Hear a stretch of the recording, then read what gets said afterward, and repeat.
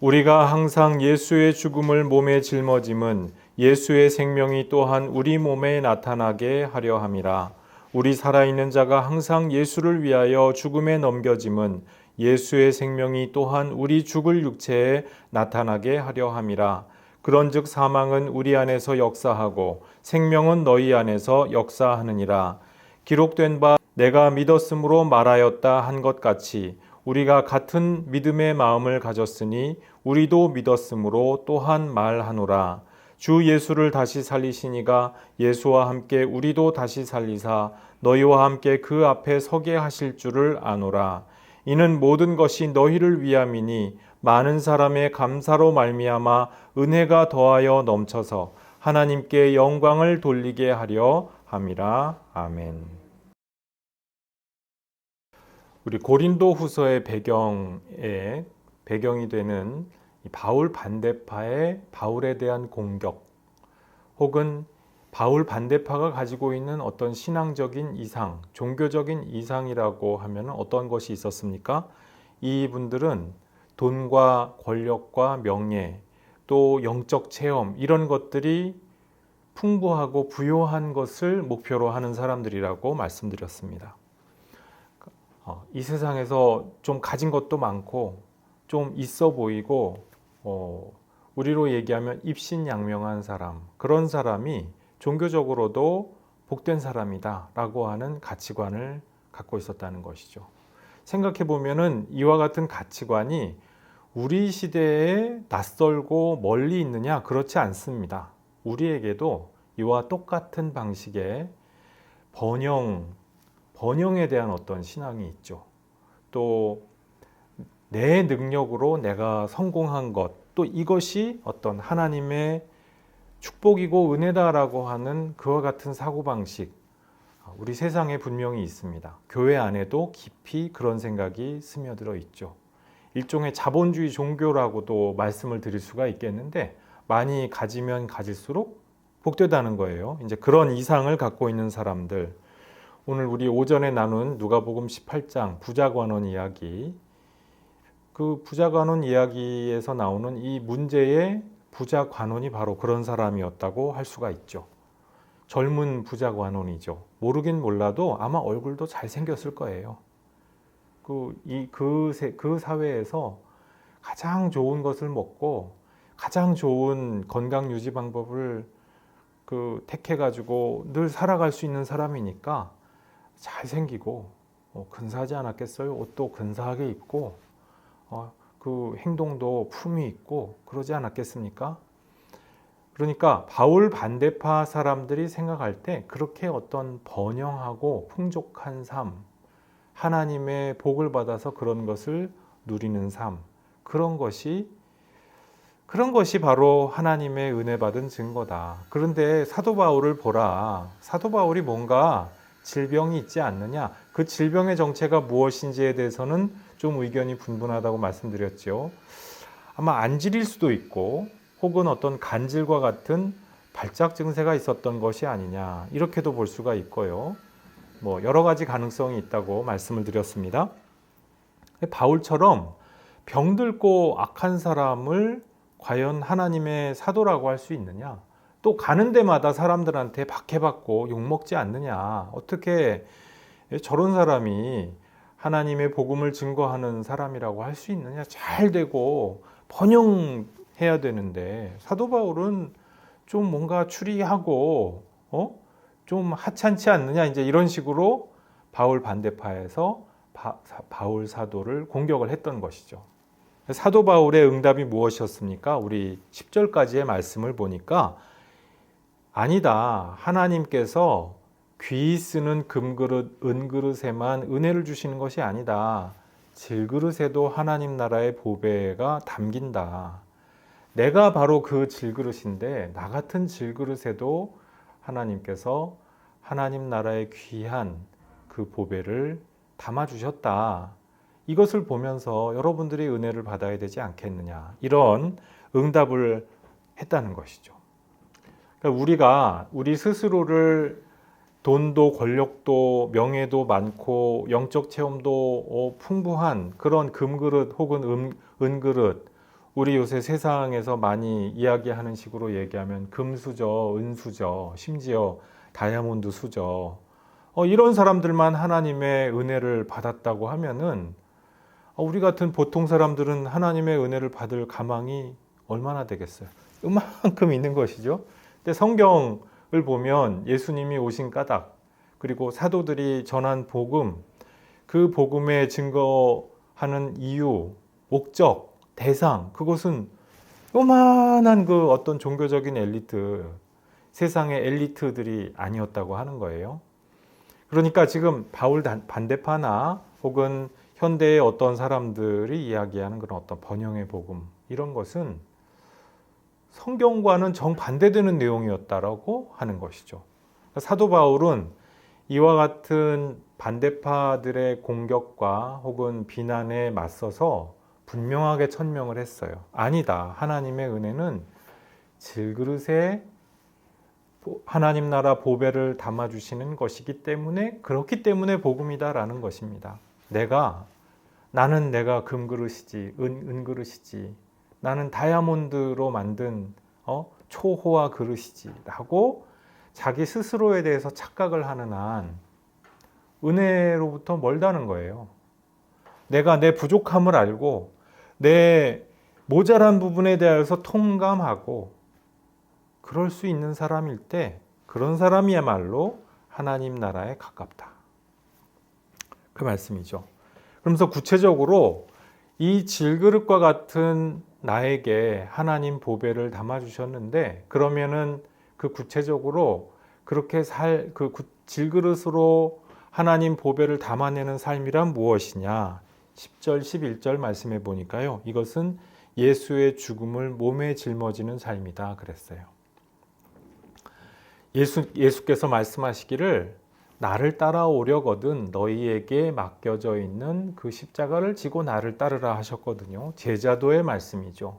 우리가 예수 믿는데 그냥 믿는 게 아니에요. 오직 믿음으로만 이 바울의 이 이신칭의의 그 복음 선포를 굉장히 오해한 사람들이 내가 그냥 말로만 믿습니다 하면은 주여 주여 하기만 하면 나는 자동 구원, 믿음이란 이렇게 쉬운 거야. 천만의 말씀이에요. 믿음은 그런 게 아니에요. 제자도가 믿음의 내용이자 전부라고 할 수가 있어요. 근데 예수께서 말씀하셨던 이 제자도를 사도 바울의 버전으로 제자도를 말씀을 했다는 것이죠. 오늘 본문 말씀, 이 10절 이하의 말씀이 바로 그러한 것이라고 볼 수가 있습니다.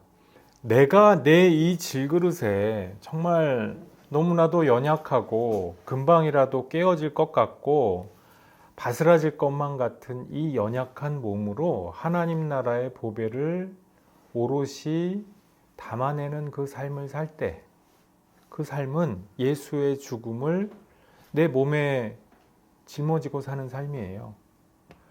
내가 내 연약한 것을 가지고 하나님 나라를 섬기는 겁니다. 내가 돈과 명예와 권력이 좀 더 많아지면 하나님 나라를 위하여서 좀 더 잘 살 수 있을 것 같아. 천만의 말씀이에요. 그렇지 않아요.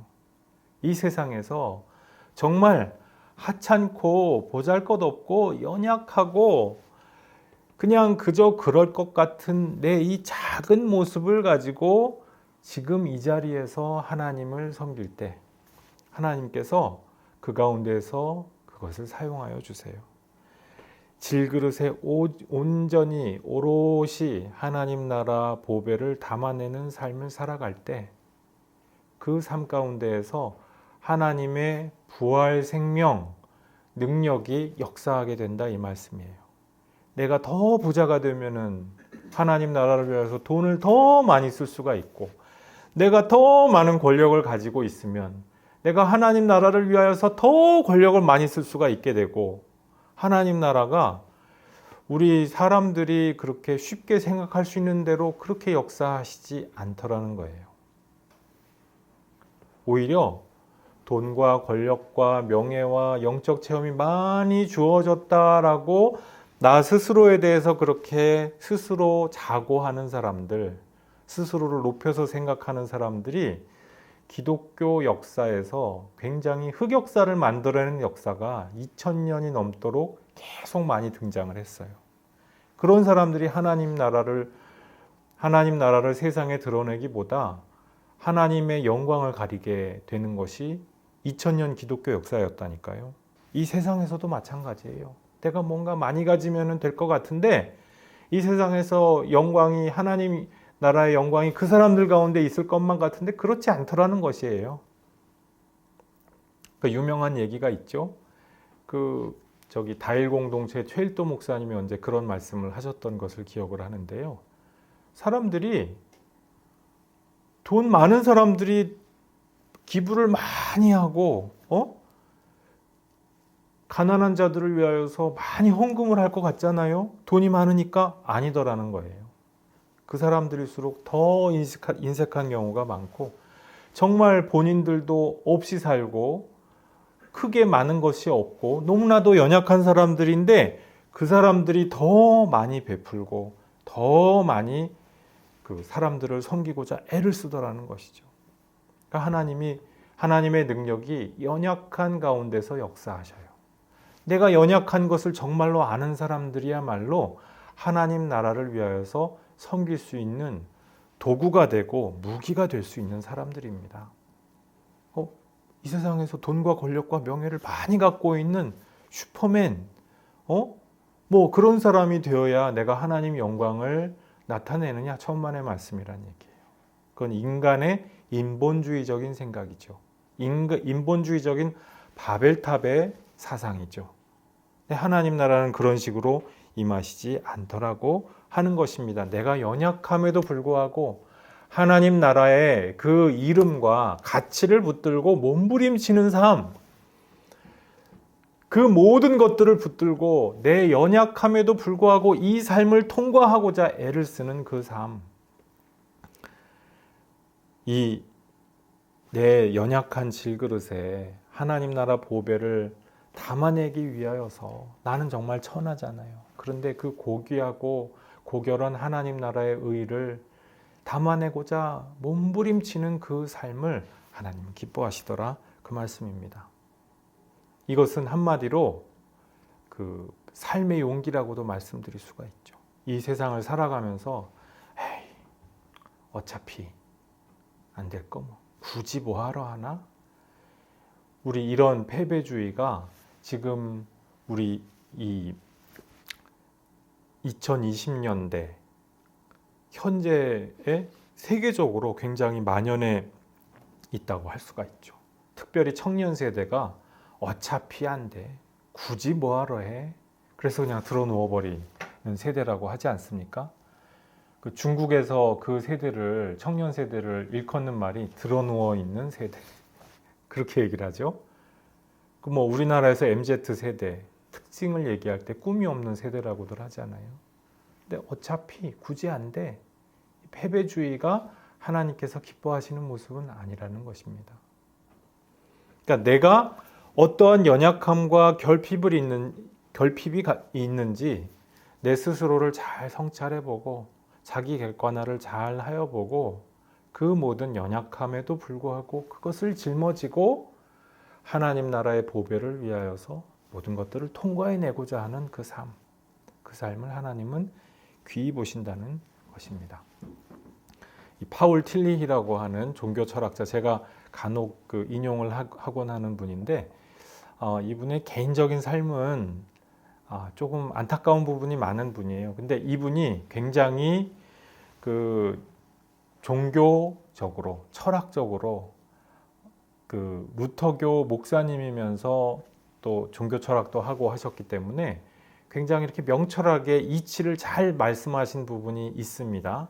삶이란 무엇이냐, 은혜란 무엇이냐 얘기할 때 이분이 굉장히 잘 표현한 부분이 있는데, 그 믿음의 본질 혹은 그 하나님 기뻐하시는 삶의 본질에 대해서 얘기하기를 존재의 용기를 내는 삶이다, 이렇게 얘기한 적이 있어요.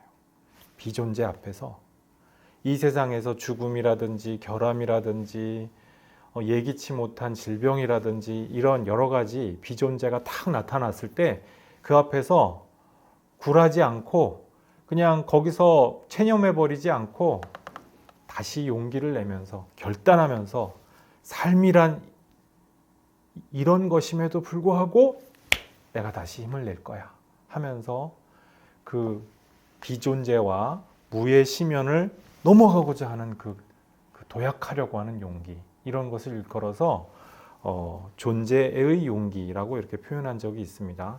이제 이렇게 말씀드리면 좀 어려울 수가 있는데, 한마디로 말해서 우리 모든 연약함, 우리 질그릇과 같은 이 삶에도 불구하고 하나님 나라의 보배를 담아내고자 하는 삶이다. 우리 이렇게 이해할 수가 있죠. 그러니까 내가 살아야 돼, 말아야 돼? 살자는 것입니다. 예.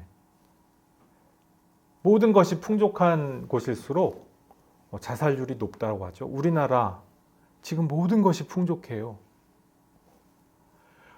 요즘 중고등학교, 대학교 학생 식당 혹은 급식 나눠주는 걸 보면은 깜짝 놀랄 만큼 풍족합니다.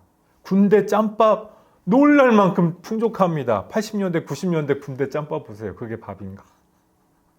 밥을 이렇게 삽으로 퍼서 이렇게 줬잖아요. 삽으로. 다 떡져 있는 밥이었죠. 그런데 요새 그렇습니까? 너무 잘 먹고 잘 지내거든요. 그런데도 모든 것이 풍족한데 나는 부족하다는 거예요. 그러면서 모든 것이 허무해요. 어차피 이렇게 살 거, 나는 불쌍해, 난 불쌍하게 살지 않을 테야 하고 자살을 선택하는 청년 세대가 그렇게 많다고, 청년 세대가 그렇게 딱한 경우가 너무나 많다는 것이죠. 내가 공부해봤는데 나는 공무원 시험 떨어졌어. 나는 시험 준비했는데 어차피 안 돼. 굳이 뭐하러 해? 에이, 자살. 그런데 삶이라고 하는 건 무엇입니까? 모든 실패와 연약함, 그것을 뒤집어서 그럼에도 불구하고 살아내는 거예요. 내가 피투성이와 같은 신세가 되어 있을지라도 어떻게든 살아내는 것, 이것이 믿음이에요. 자살을 거꾸로 하면 뭐죠? 자살? 이걸 우리말 거꾸로 하면 뭐가 돼요? 살자잖아요. 그죠? 확 그냥 자살해버릴까? 이것을 확 뒤집어서 살자. 이것이 삶의 용기입니다. 내가 사느냐 죽느냐, 삶의 용기를 내야 돼요. 나는 질그릇과 같을지라도 그 안에 하나님 나라의 보배가 담긴다니까요. 담아주시고자 지금 하나님이 준비하고 계시다니까요.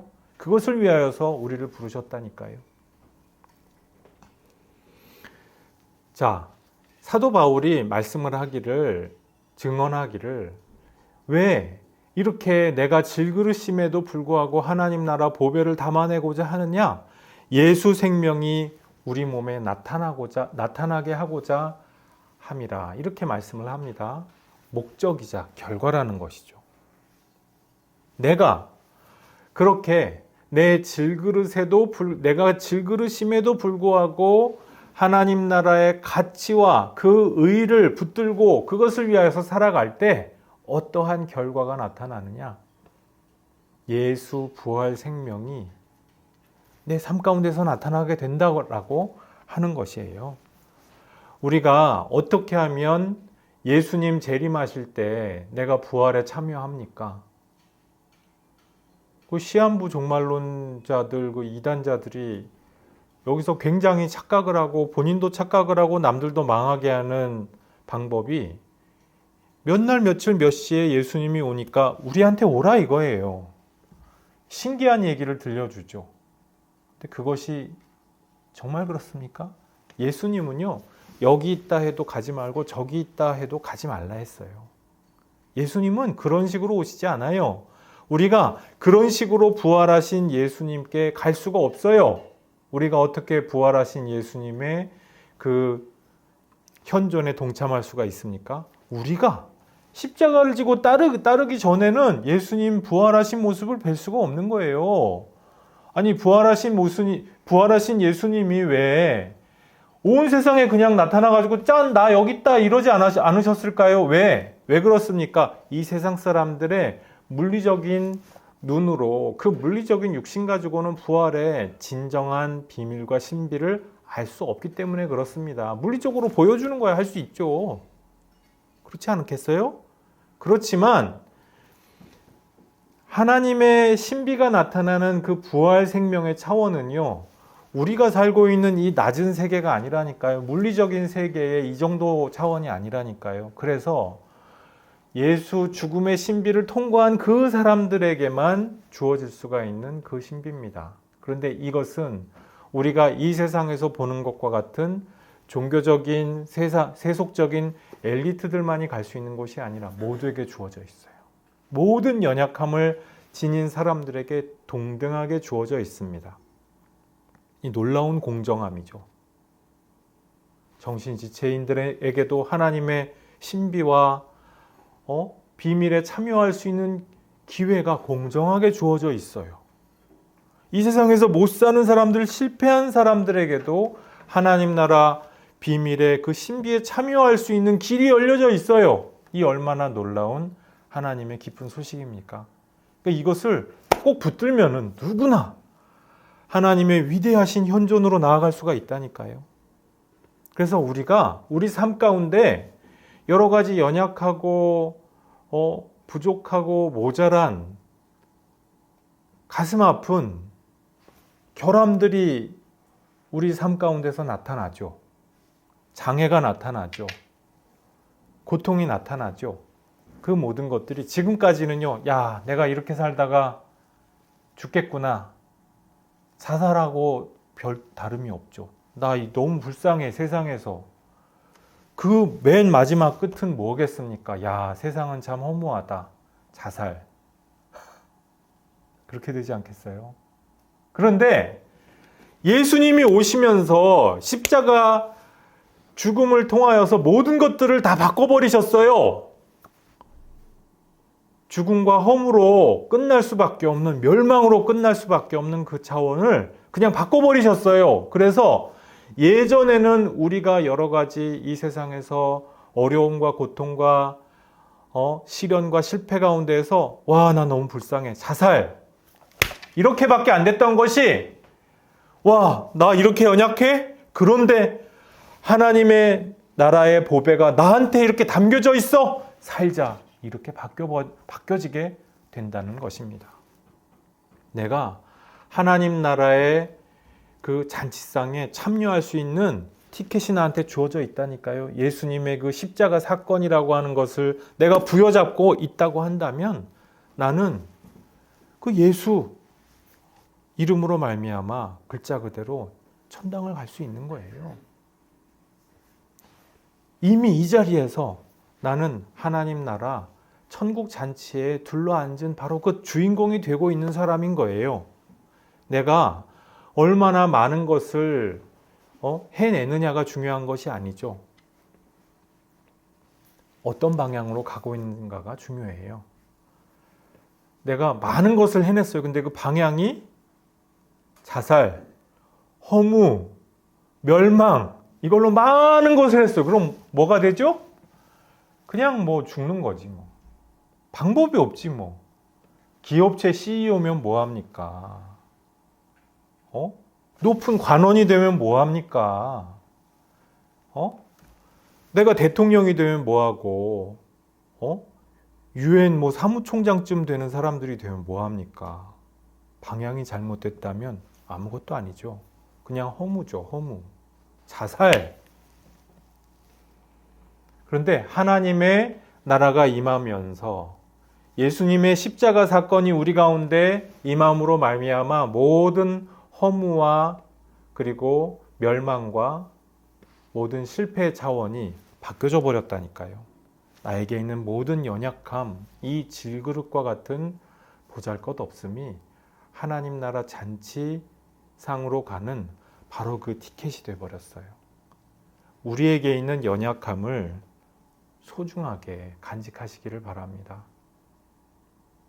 하나님께서 그 연약한, 나에게 있는 연약한 그 모습, 그것을 가지고 하나님 나라의 보배를 담아내고자 애쓴 그 사람, 그 사람에게 예수님이 오실 때 부활할 수 있는 영광을 허락하여 주시기로 우리에게 약속하셨어요. 바로 이것입니다. 시한부 종말론 오류가 뭐라고 해요? 이 길이 아닌 다른 길로 가야 된다고 이야기하기 때문에 시한부 종말론은 오류예요. 몇 날, 몇 월, 며칠 이런 식으로 하나님이 하나님의 종말의 때를 재단하기를 원치 않으셨어요. 그래서 심지어는 아들도 모른다고 하셨죠. 왜? 성자 하나님이신데 왜 모른다고 하셨어요? 그거는 우리가 그런 식으로 알도록 하나님이 경륜 가운데서 허락하시지 않는 거예요. 우리에게 허락된 방법은 무엇입니까? 십자가의 바로 그 길이라고 하는 것이죠. 우리가 십자가의 길을 걸어갈 때, 그리고 십자가의 길을 걸어가면서 나는 지금 십자가의 길을 걸어가고 있어. 나는 질그릇과 같이 연약하지만 내가 하나님의 은혜를 받은 사람이야. 내 안에 하나님 나라의 보배가 담겼어. 이와 같은 믿음의 고백을 하고 그와 같은 말을 하는 사람들, 그 사람들을 통하여서 부활의 능력이 선포되는 것입니다. 바울이 그랬고요. 우리가 그럴 것입니다.